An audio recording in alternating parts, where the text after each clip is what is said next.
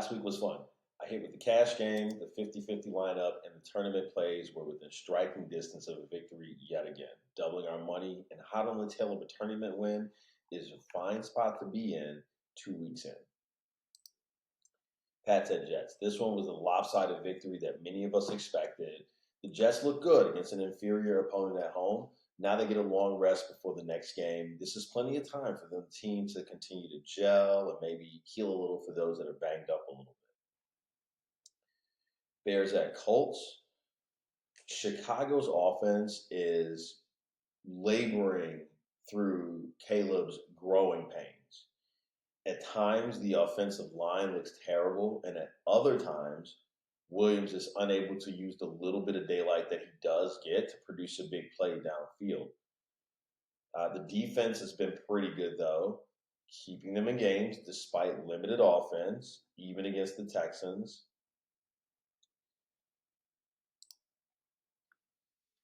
And as far as this week goes, the Bears are going to face less resistance. The Colts don't have DeForest Buckner.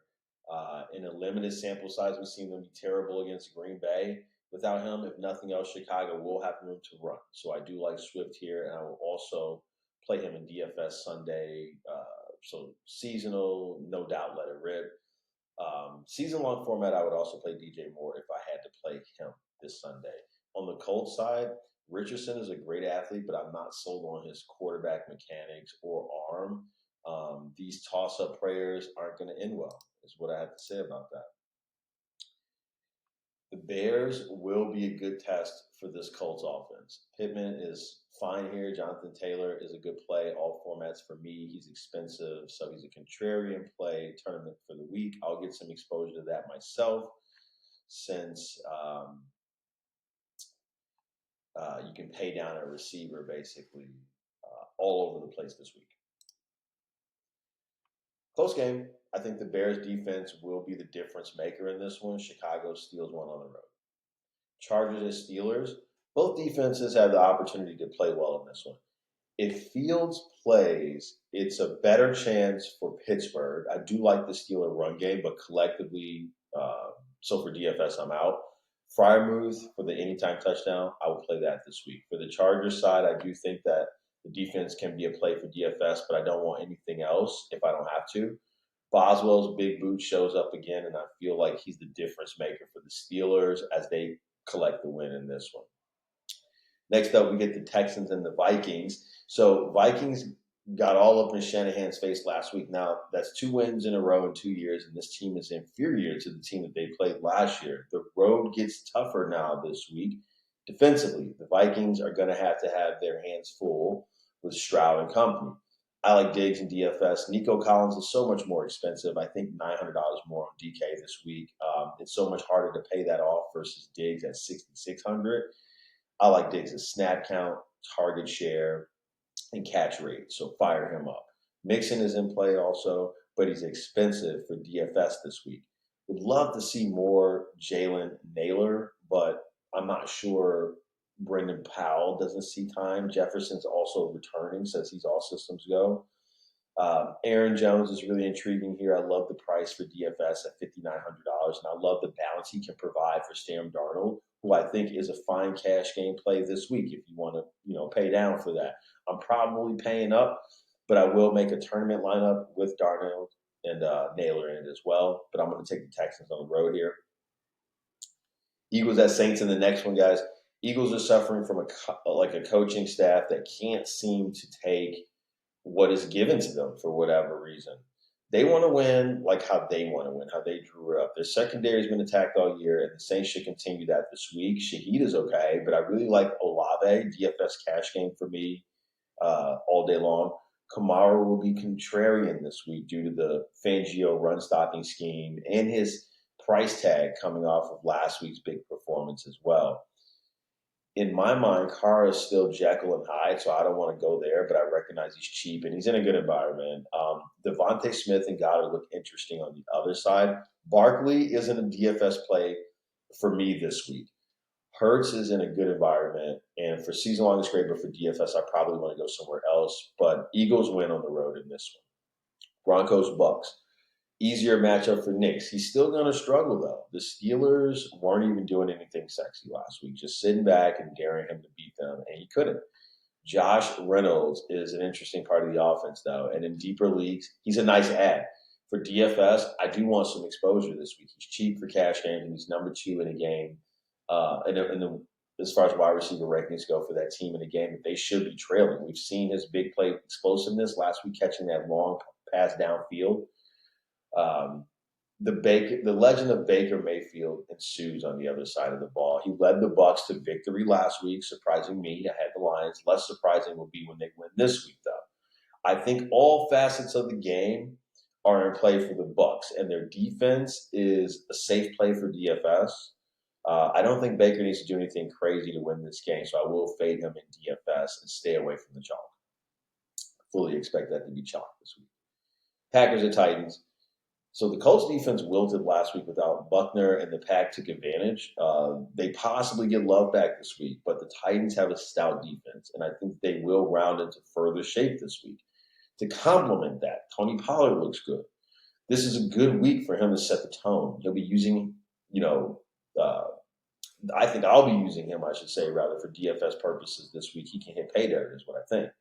Maybe a Okonkwo as well, standing around for a tutty like he was in week 1. I'm expecting less success for Ridley this week, and DeAndre Hopkins is still trying to get healthy. But Tennessee takes this one at home off the heels of the defense, in my opinion. Giants at Browns. Giants stink, except for Neighbors, y'all. In bad games, sometimes Daniel Jones will pay off, but I don't see that this week, and I expect Neighbors to be more subdued this week also.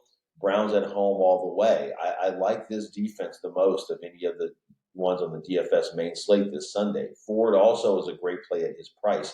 He's a nice floor, which is what we need for cash games and 50-50s.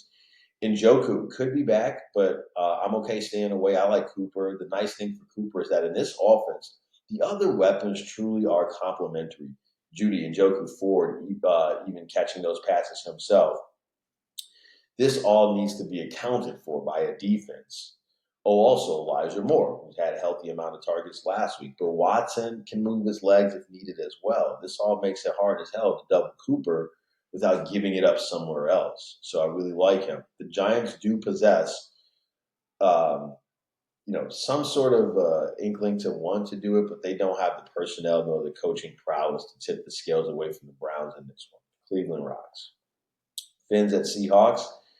HN was a beacon of hope for Miami last week, and they're hoping for more of the same this week, basically.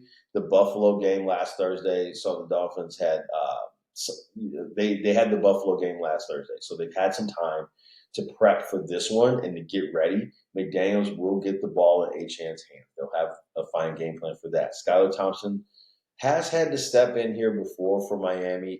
If he doesn't get the win, they'll probably need to call Tannehill up, is what I'm thinking.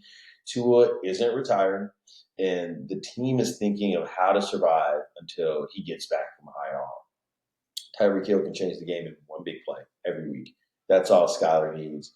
For Seattle, Geno is back there, but he's not a difference maker. So, as much as he is like a game manager, he's doing good to avoid big mistakes and turnovers, but can you be the engine that makes this thing go? I don't know if that's him. And Seattle can only be as for real as he is. So for me, that's a shaky team. They feel like the perennial 4-1 team or something like that, where everyone asks, are they for real this year? But by midseason, it's looking murky. That's what I see in them. I do like Charbonnet, but the passing game will have a tougher time, in my opinion. I think we have to talk upset here. Skylar Thompson, Fins, find a way on the road. Fins up. Dolphins at Raiders. Bryce Young's so bad, they're going to let the Red Rocket have a try at QB. This will be good for the offense, the team, and Bryce, though. Dalton will at least be competent, and he can get the ball out quickly. So Deontay Johnson feels like a good tournament dart this week. This is a guy that they got to get going, but also Chuba Hubbard will get clearer lanes because more passing production just means the offense can't really, the defense can't really stand around expecting that big mistake. I think they show up ready to play, but still lose. Adams and Bowers are in play on the other side, and Bowers feels like a DFS cash play if you can afford it. Devonta Adams is more of GPP, but also a good season-long play. Don't ever let your league mates, for that matter, convince you to sit him. Raiders defense will bend but not break. Let's see how long the Panthers can hang around in this one. Raiders at home. Ravens at Cowboys. I expect a fun game here, guys. The Cowboys have already had their ups and downs, and the Ravens had too. They're coming off of a home loss to the Raiders. Nobody wants to be 0-3. But the Ravens are in danger of that if they don't have a great game Sunday. In the grand scheme of things, these aren't division losses, so they can overcome this 0-2 start. But Dallas is going to be tough at home, coming off that staggering loss where they got ran all over by the Saints. This unit will have a fire in them come Sunday. I like Lamb. Sorry, guys. I like Lamb a lot. And I expect the Cowboys to use their runners in tandem to keep the offense moving forward. Lamar Jackson is a DFS lock for me on the other side. Everything has to run through him. And I don't really care about the defensive matchup in this case. The Cowboys can put up points, so I fully expect the Ravens to need to do the same.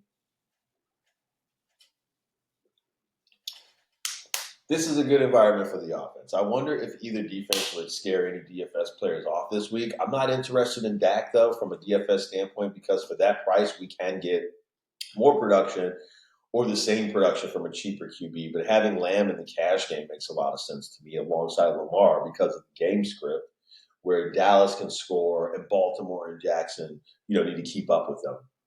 Hot take, Ravens lose. Cowboys will find a way to win this one at home, and Baltimore skids to 0-3. I don't think they're a bad team, and I think they can rebound from that. Lions at Cardinals. The Cardinals are banged up, and the O-line is banged up. Dortch is also in danger of missing. I started the week with a higher outlook, I think, but I do need to taper those expectations here. I will still play Kyler in tournaments, but he did feel kind of almost like a cash game play until this news started coming out about the injuries. Initially, I felt they could, win this game, and I like Connor a lot in the tougher matchup. I still like him, but his ceiling is lowered a little. Kyler will need to use his legs in this one. Connor felt like a cash game play, but we want to ease up on that a little bit. If you think that makes sense, I'm probably still going to play him as a cash game play. But like I said, if you want to go away from it, that's okay. Golf's a good tournament play, a season-long play. St. Brown was good to us last week, and we want to go back to him this week. I also like Jamison Williams again. He got us cheap double-digit production, and he's taking more steps forward, it seems, each week now that he's fully recovered from that senior year injury. The Detroit backs are fine for season-long, but I don't think I'll get there for DFS. Going to switch my pick and say Lions find a way on the road unless the Cards can get super healthy before Sunday. 49ers at the Rams. So Rams looked like a dumpster fire last week, to be honest. They couldn't get any pressure on the Cardinals' O-line, and Kyler had all day back there to make it happen. Rams need to look into that. They have another tough one this week as they host the Niners. We spoke on the Vikings thrashing these guys, and now we need to see if Shanahan's crew can basically secure the rebound win on the road. It looks like they will be without the services of Kittle now. Also, Ayuk is the primary target, but I'll assume the Rams know that as well. Mason looks good this week, as they'll need to rely on him on the ground game that the Niners have become known for. Right? They'll need their staple this week. If you want a sleeper, Chris Conley for the Niners, somebody that needs to make catches, and I'd take a chance with him in tournaments. I had higher hopes for Purdy this week, but the team around him is so depleted, and I'm not sure he can create a flurry of offense on his own. Defense leads the way for the Niners in a tougher than expected battle of the wills. I recognize late into Friday we're getting news that some of these defensive players may be out, so this one may be a little bit closer than expected. Chiefs at Falcons on Sunday night, though. Cousins still doesn't look super comfy back there in the pocket. The Eagles are poop patrol on defense. Last week was a testament more of that than the magical offense of the Falcons. Kansas City presents a much tougher foe this week, and they bring their own refs. So there's that. The league is giving them every call. Get over it. I don't see a repeat of last week for Atlanta. Instead, I think the Chiefs win convincingly. P. Ryan probably gets a good dose of the touches. Steele is not very good, but also the Falcons figure to be decent against the run. So it's not a huge part of the game that I'm looking for this week. Mahomes can pick this defense apart, though. He doesn't need to focus on one guy to do it either. It feels like the defense will lead the way, though I expect, a tough day for Captain Kirk, basically. Jaguars at Bills, Monday. Doug Peterson, low key, this guy's on the hot seat. They don't have if he's not, he's about to be. They don't have a lot to show for what they've been trying to accomplish for a little bit now. Trevor Lawrence hasn't really progressed, but he is still serviceable. I mean, they're stuck with him, so they have to make it work. There's a lot of committed money here, so everyone is trying hard to make it work. But I think this week it's going to be another loss. They're going to go to Buffalo, and they have to face a Bills offense that, in my opinion, hasn't even fully really unleashed itself yet. Cook and the running game are poised for a nice day. And I like Allen, of course, just to spread the riches around and do a little footwork himself. Brian Thomas looks playable, and he's been so good out the gate, and he has Lawrence's attention. Etienne is usable this week. Evan Ingram probably sitting again. Bills roll in this one I got. Commanders at Bengals. We got Papa Joe 1% owned in DFS last week. Now, that's a crime in our favor. They're rounding into shape. They should continue that this week by beating up on those Commanders. I like it. I like everything here. I like the defense. I like the offense. I like Chase. I like Higgins. I don't think there's a reason Higgins wants to suit up for sure on Monday, other than the fact that this is an easy one. Dare I say it? Can't forget about Zach Moss either. They got a lot of offensive opportunity as they kind of continue to get the things clicking together. Now on the other side, I'm not sure. I want to be invested in the Commanders. McLaurin's on the bench for me in season long. With Brian Robinson and Zach Ertz really being the only playable guys if you need them, LSU QB versus LSU QB in this one, Burrow's side is going to win. Good luck on Sunday. Let's meet right back here next week and learn, scout, win, repeat.